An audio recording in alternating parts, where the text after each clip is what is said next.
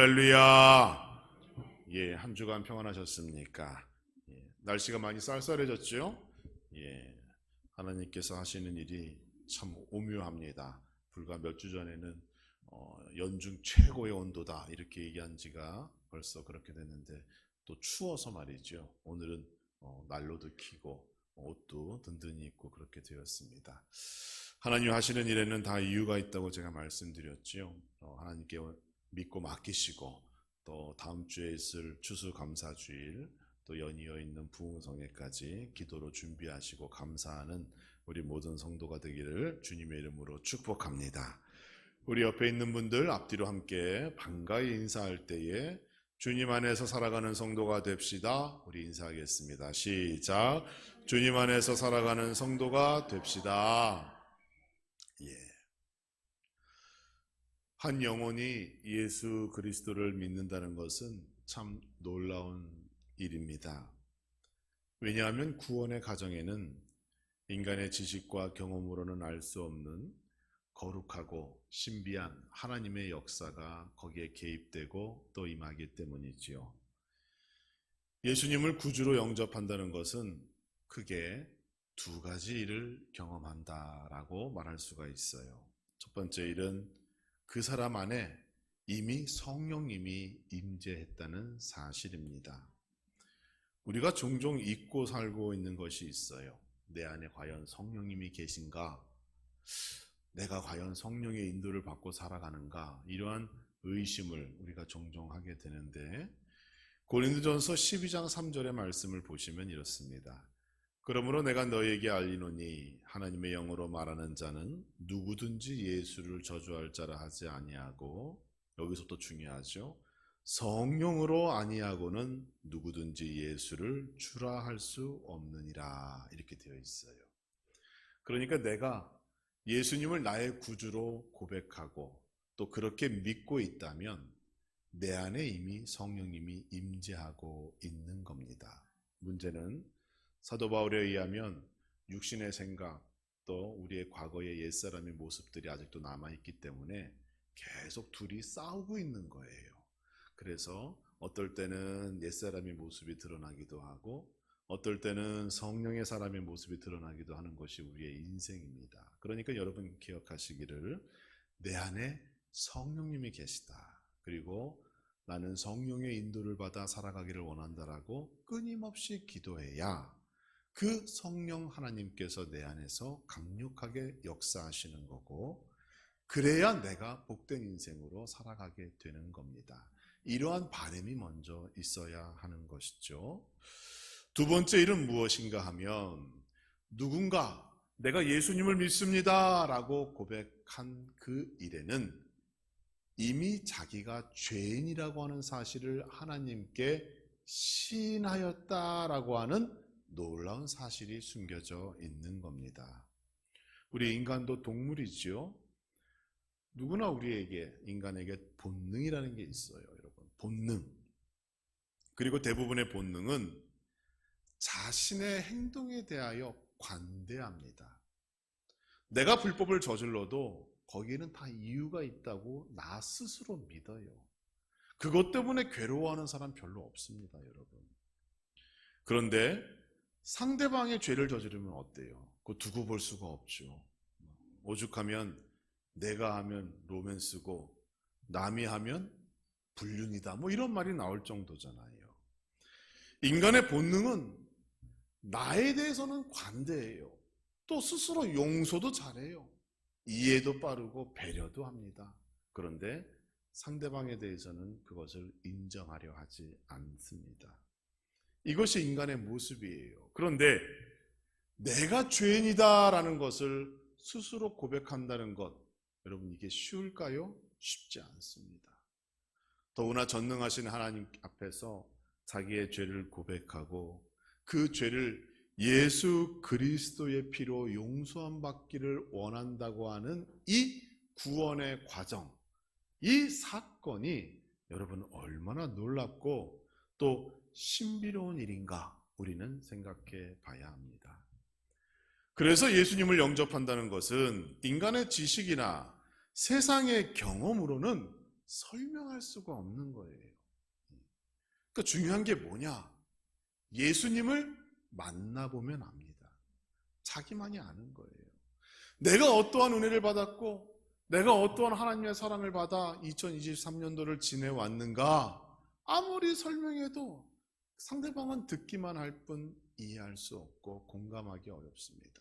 그런데 예수님 만나고 그 은혜를 받아보면 알 수 있는 거예요. 예수님을 만나면 내 안에 임한 성령님이 어떤 분인지 내가 가장 잘 압니다. 그 성령의 역사를 통하여 일어난 죄 용서의 은혜가 얼마나 귀하고 값어치 있는 것인가 알 수 있는 거예요. 이는 경험해본 사람만이 압니다.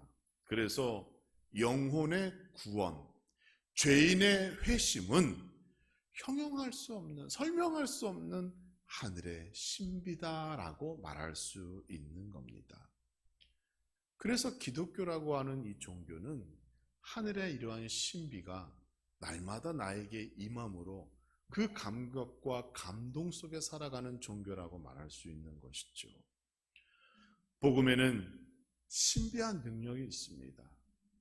그러나 복음은 또 그만큼 오해도 많은 것이 사실이에요. 예수 그리스도의 복음은 우리를 부자로 만들어주는 소식이 아닙니다. 세상 가운데서 말하는 복음은 뭡니까? 세상 가운데서 말하고 하는 그러한 기쁜 소식, 중요한 정보는 뭐예요? 나를 이롭게 하고 나를 부자로 만드는 것이 복음이잖아요.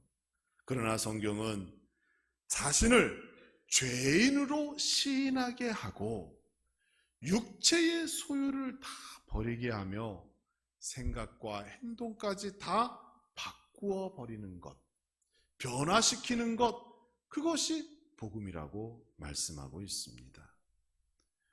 복음의 가장 큰 능력이 무엇인가요? 옛사람을 새사람으로 변화시키는 겁니다. 예수 밖에 있던 사람을 이제는 예수 안에 있는 사람으로 만드는 것, 이것이 복음의 가장 큰 능력입니다. 우리 모두는 예수 안에 있는 사람인 줄 믿습니다. 여러분 모두가 교회 안에 와 있으니까 교회 안에 있는 사람 이렇게 생각할 것이 아니라 이 교회가 예수 그리스도의 몸이잖아요. 그러니까 우리는 이미 내가 주님을 시인하고 하나님의 은혜와 사랑을 사모하는 그 순간부터 내 안에 성령님이 역사하시는 것이고 나는 예수 안에 있는 사람으로 인정받은 그러한 여러분 되신다는 사실 기억하시기 바랍니다. 이처럼 예수 안에 있는 사람은 복음으로 예수 그리스도의 보혈의 피로 새 사람이 된 사람입니다.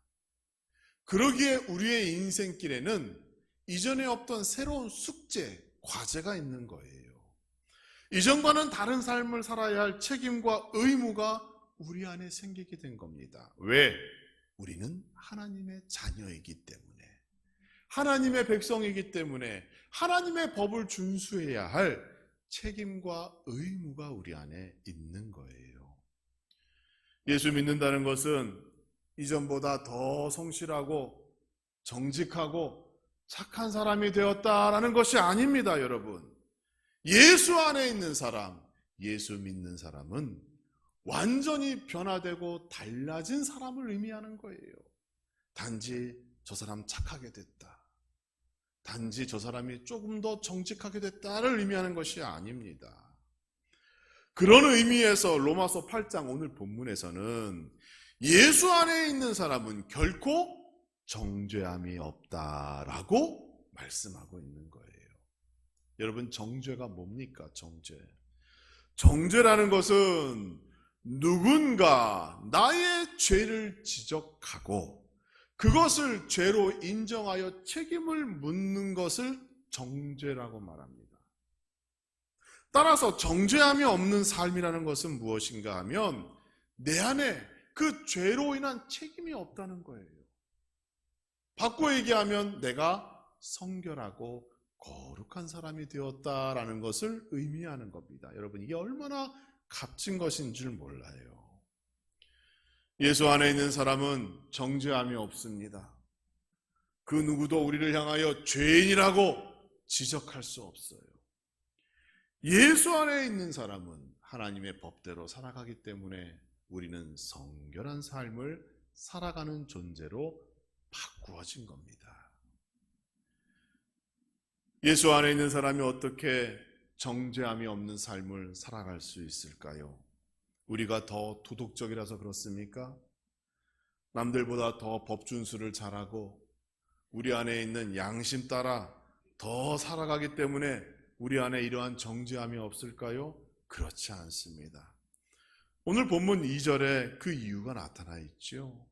이는 그리스도 예수 안에 있는 생명의 성령의 법이 죄와 사망의 법에서 너를 해방하였음이라 라고 선포하고 있습니다. 예수 안에 있는 사람의 가장 큰 특징을 말하고 있는 거예요. 우리는 성령의 법을 따르는 사람입니다.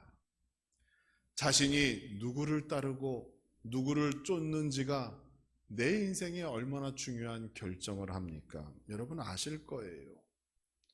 그래서 많은 선조들 또 우리의 부모님들이 뭐라고 얘기합니까? 좋은 스승을 만나고 좋은 친구를 사귀고 또 좋은 부모, 좋은 교회, 좋은 목회자 만나는 것이 인생의 중요한 하나의 이정표, 방향, 전환점이 될 수 있다라고 얘기하고 있는 거잖아요. 우리가 세상법을 따르는 것이 아니라 또 세상의 유행을 쫓는 것이 아니라 성령의 법을 따른다는 것, 그것 때문에 우리가 죄 자리, 죄 짓지 않는 그 자리에 서지 아니하게 되는 겁니다. 성령님께서는 우리 안에서 역사하십니다. 우리가 더욱더 하나님의 자녀다운 삶, 백성다운 삶을 살아갈 수 있도록 성결한 길을 걸을 수 있도록 우리를 인도하고 우리를 돕고 우리를 권면하고 계신 것이죠. 그래서 성령의 또 다른 이름을 뭐라 그래요? 보혜사라고 말하는 거예요. 보혜사의 뜻이 무엇인가요? 중보자 또는 변호사라고 하는 뜻이 있지요. 이처럼 성령님은 하나님과 교회와 성도 사이를 중보하시기도 하고 때로는 연약한 성도를 변호해 주기도 합니다. 그래서 성령의 인도를 받고 그 인도하심에 순종하게 되면 그 사람의 인생은 당연히 하나님이 원하시는 길을, 하나님 뜻대로 살아가는 길을 걸을 수밖에 없는 거예요. 우리를 항상 인도하시고 지켜주시고 변호해 주시고 권면해 주기 때문에 거기에 순종하기만 하면 죄의 자리에 나아가지 않게 되는 겁니다. 갈라디아서 5장 16절에서 사도 바울은 이렇게 권면합니다. 내가 이르노니 너희는 성령을 따라 행하라. 그리하면 육체의 욕심을 이루지 아니하리라. 그리고 18절에서 연이어 말하지요. 너희가 만일 성령의 인도하시는 바가 되면 율법 아래에 더 이상 있지 않는다라고 말씀하고 있습니다. 성령의 인도를 따르는 성도와 가정 되기를 주님의 이름으로 축원합니다. 여러분, 올 한 해 내가 누구를 따랐고 누구의 영향을 받았든지 간에 그건 지난 일이에요. 하나님과 예수 그리스도와 성령의 인도를 받았다면 감사할 것이지만 그렇지 못한다 할지라도 낙심할 이유가 없습니다. 왜? 우리에게는 내일이 있어요. 또 다가오는 2024년이 있습니다. 그러므로 기도하세요. 하나님, 나와 내 가정, 우리의 자녀들, 그리고 우리 교회가 성령의 인도를 따라 항상 거룩한 길로 갈 수 있도록 하나님이 원하시는 사람, 원하시는 가정, 원하시는 기업과 직장 될 수 있도록 도와주세요. 이러한 기도의 제목을 지금부터 준비하시기 바랍니다. 이제 다음 주에는 추수감사주일이지요. 교회력으로 따지면 11월 말이면 벌써 한 해가 끝납니다. 12월은 대림절을 통하여 새로운 한 해가 시작되는 거예요. 그게 세상의 달력, 세상의 시간표와 우리가 다른 겁니다. 그러니까 벌써 올해는 다 지나갔어요. 기도의 제목을 정하십시오. 내년에는 성령의 인도를 받겠다. 약속된 축복도 그 성령의 인도하심으로 내가 이루어가겠다라고 하는 거룩한 기도의 제목을 기록하시고 벌써 새해를 준비하는 그러한 우리 성도 되기를 주님의 이름으로 축원합니다. 구약 성경에는 다양한 제사법을 백성들에게 소개해주고 있습니다.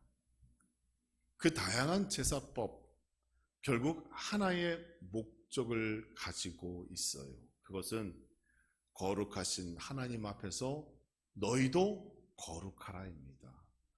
성결해지기 위하여 그 다양한 제사법을 통하여 그 백성들의 죄를 사하여 주시는 은혜를 성경은 기록하고 있는 겁니다. 인간은 스스로 성결케 할 수 없습니다. 그래서 구약에서는 많은 제사법을 통하여 그 백성의 죄가 어떻게 하면 하나님 앞에서 용서받을 수 있는지에 대하여 설명해 주고 있는 거예요. 짐승, 하나님의 제단 앞에 가져와 안수하면 자기의 죄가 그 짐승에게 전가됩니다. 그리고 제사장이 그 짐승을 죽이고 각을 뜨고 그걸 불에 태우게 되면 그것을 통하여, 그 과정을 통하여 그 사람의 죄가 용서함 받는 거예요. 그러한 맥락에서 신약에서 예수 그리스도께서 하나님의 어린 양으로 이 땅에 오신 거예요. 여러분 잘 아실 겁니다. 그런데 여러분, 여기에는 약간의 문제가 있어요. 이 율법에서 말하고 있는 이 제사법을 통한 죄 용서는 인간이 죄를 지은 이후에 이루어지는 용서법이에요. 그렇죠? 죄를 지었기 때문에 그것을 하나님께서 이러한 과정을 통하여 용서하여 주신다라고 하는 내용이 거기에 담겨져 있는 것이죠. 만약 우리 인간이 하나님의 말씀을 처음부터 존중하고 그 말씀과 계명을 준수한다면 여러분 사실 이러한 제사법이 필요가 없겠죠. 그런데 인간이 그렇지 않습니다. 모든 인간은 하나님과 사람 앞에서 실수하고 잘못합니다. 허물이 없는 사람이 없어요. 모두가 죄인이라고 성경은 우리에게 말씀합니다. 그러나 예수 안에 있는 사람은 모든 인간이 죄인이라고 할지라도 그 죄를 반복해서 저질러서는 안 되는 그러한 책임이 있는 거예요. 우리에게 있는 겁니다. 죄를 짓고 용서받고 죄를 짓고 용서받고 여러분 이것은 회개가 아니에요. 대한민국에서 음주운전의 재범률이 45%라고 그럽니다. 술 먹고 운전하고 적발되고 또 무면허 상태에서 또 술 먹고 운전하고 이게 45%래요. 근데 마약 범죄의 재범률이 얼마나 되는지 아세요? 마약 범죄는 우리가 알고 있듯이 그것은 중독이니까 더 심하겠구나. 그렇지 않습니다. 그거는 40%가 되지 않아요. 잘해야 37%랍니다. 그러니까 음주운전이 마약 범죄보다 재범률이 높다는 거예요. 여러분 보세요. 죄 짓고 용서받고 죄 짓고 용서받고 갈수록 그 죄의 무게가 늘어나는 겁니다. 음주운전도 그러한 가중죄가 처벌되면 나중에 더 힘들어지게 되는 거잖아요. 더 무거운 형벌을 받습니다. 하물며 하나님 앞에서 우리의 죄가 이처럼 반복되어진다면 이것을 어떻게 진정한 회개라고 우리가 생각하고 또 하나님께서 이해하시겠습니까? 죄 용서의 은혜를 입은 사람은 이처럼 반복적으로 같은 죄를 저질러서는 안 됩니다. 이것은 하나님뿐만이 아니라 자기 자신을 속이는 일이에요. 거룩한 하나님을 기만하는 행위입니다. 그래서 우리는 필연적으로 성령의 지배를 받아야 하는 거예요. 내 힘으로는 이 죄의 문제를 해결할 수도 없을 뿐만 아니라 이 죄를 분별할 수 있는 능력이 없는 겁니다. 그러니까 우리 안에서 성령이 역사하시고 그 성령의 지배에 내가 순종하고 나를 그냥 맡겨야 우리가 거룩한 길로 하나님의 자녀다운 삶을 살아갈 수가 있는 겁니다. 오늘 읽은 본문의 5절과 6절의 말씀을 보면 이렇습니다. 육신을 따르는 자는 육신의 일을, 영을 따르는 자는 영의 일을 생각하나니 육신의 생각은 사망이요 영의 생각은 생명과 평안이니라 라고 말씀합니다. 육신을 따르고 육신의 생각과 행동으로 범죄하면 이미 그 결과가 정해져 있는 거예요. 성경은 단호하게 그 인생의 종말은 사망이라고 이미 말씀하셨어요. 이건 피할 수가 없습니다, 여러분. 내가 아무리 착하게 살아도 안 되는 거예요. 여러분에게 물어봅니다. 여러분에게 생명의 길, 사망의 길이 놓여 있다면 어느 길을 택하시겠어요? 지혜가 없는 사람이라 할지라도 누구든지 생명의 길을 택하는 게 옳다고 이야기하겠죠. 그런데 문제는 그 생명의 길을 나 혼자 내 능력으로 지혜와 지식, 경험으로 감당할 수 없다는 겁니다. 그 길은 예수님과 함께하는 길, 그 길은 성령의 인도를 받아야만 하는 길인 거예요. 그래서 우리는 성령 안에 또 성령으로 충만하고 성령의 사람이 되어야 하는 겁니다. 로마서 8장에서는 성령의 법을 뭐라고 설명하고 있어요? 생명의 성령의 법이라고 말하고 있어요. 그냥 성령의 법이 아니라 그 앞에 생명의라고 말하고 있는 것이죠. 성령은 이처럼 우리를 생명의 길로 인도하십니다. 처음부터 죄의 자리에서 벗어나도록 우리를 이끌어 주시는 분이 성령님이세요.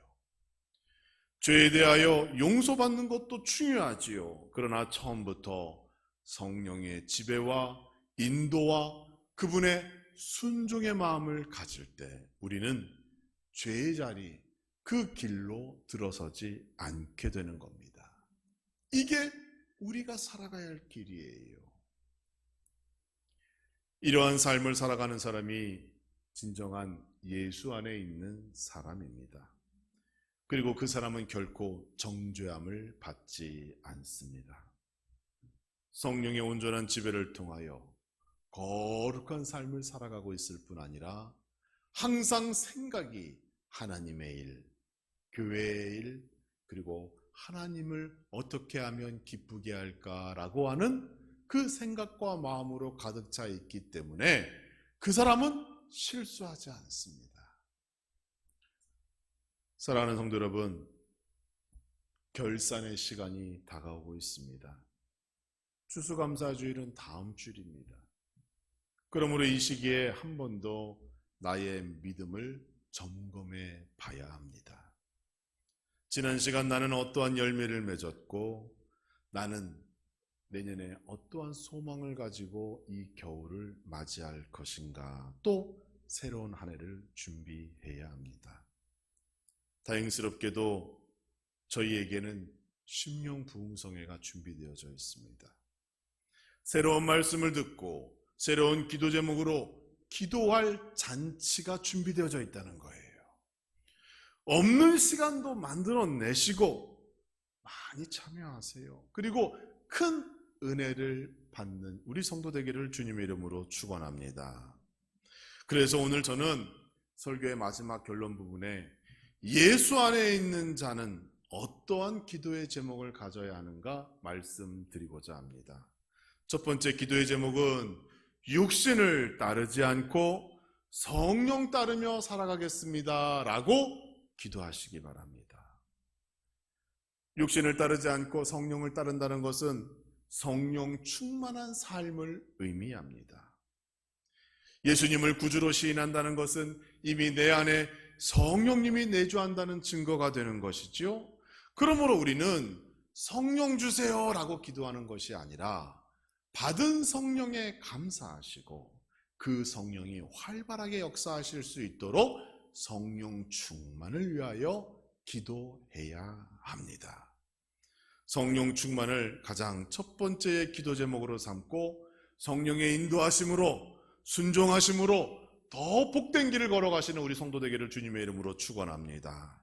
두 번째의 기도의 제목은 하나님의 일을 도모하는 성도와 가정이 되게 하여 주옵소서. 이렇게 기도하시기 바랍니다.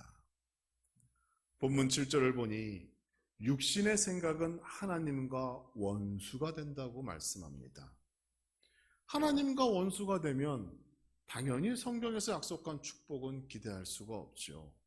그 축복은 하나님 자녀에게 약속된 복이기 때문입니다. 또 하나님과 원수되어졌기 때문에 그러면 사람과의 관계는 좋아질까요? 그렇지 않습니다. 하나님과 원수된 사람은 사람과의 관계도 좋지 않습니다. 사람을 속이고 괴롭히고 그들의 손해보는 것을 나의 유익으로 삼는 거예요. 하나님과 원수된 사람의 삶은 그렇습니다. 모든 것이 뒤틀리고 버려지고 망가진 인생입니다. 반대로 성령의 생각은 다르지요. 하나님의 일을 도모하는 거예요. 어떠한 일을 통하여 하나님을 기쁘게 하는가, 거기에 대하여 생각하게 됩니다. 우리 하나님 어떤 일을 기뻐하실까요? 길 잃은 양이 다시 주님 품으로 돌아오게 되는 것 가장 기뻐하셔요. 예수님께서 이 땅에 오신 것도 우리에게 성령을 보내신 것도 다 이 영혼과 생명을 구원하기 위함입니다. 그러므로 우리는 영혼 구원, 생명을 살리는 일, 하나님의 일을 도모하는 성도와 교회 되기를 주님의 이름으로 축원합니다. 이번 부흥성회를 통하여 나에게 주신 직분 다시 한번 기억하세요. 그리고 내가 힘이 있을 때, 건강할 때 더 많은 하나님의 일을 할 수 있는 그러한 하나님의 사람, 성령의 사람, 예수 그리스도의 안에 있는 사람 되게 해 주시옵소서. 기도하시기 바랍니다. 또 한 가지 기도할 것이 있지요. 정죄함 없는 성결한 삶을 살게 하신 하나님께 감사하시기 바랍니다. 예수 안에 있는 사람은 성령의 지배를 받는 사람입니다. 성령의 지배를 받는 사람은 성령의 인도로 죄의 자리에 들어서지 않는다라고 말씀드렸어요. 그 인생은 성결하고 하나님 말씀과 뜻대로 살아가는 복된 인생이 됩니다. 따라서 다시는 그 사람을 죄인이라고 정죄하고 괴롭히고 힘들게 하는 일은 없는 거예요. 누구도 우리를 죄인이라고 실패자라고 말할 수 없는 겁니다. 이미 하나님께서 거룩한 백성으로 나를 인정하셨기 때문입니다.